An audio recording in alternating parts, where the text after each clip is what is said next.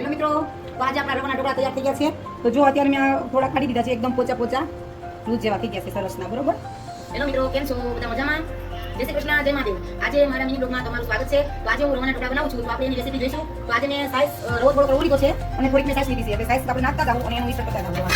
રવાનું મિશ્રણ થઈ જાય આમાં બધી. હેલો મિત્રો, આપણે અહીંયા આરવાનું બેટર મિક્સ કરી અને તૈયાર થઈ ગયું છે. તો આપણે આમાં થોડુંક અમે આ બેટરમાં નાખવા માટે મેં મીઠું લીધું છે, પછી મરચાં અને થોડું આદુ અને ગાજર, લીલા દાણા અને લીલા વટાણાને આપણે બાકી નાખવાના, એટલે થોડાક ચોટા વાર લાગે. આપણા તૈયાર થઈ ગયા છે.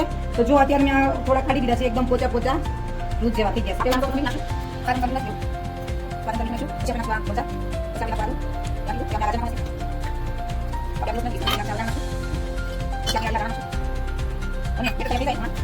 આપણે એને એકદમ મિશ્રણ કરી નાખવાનું.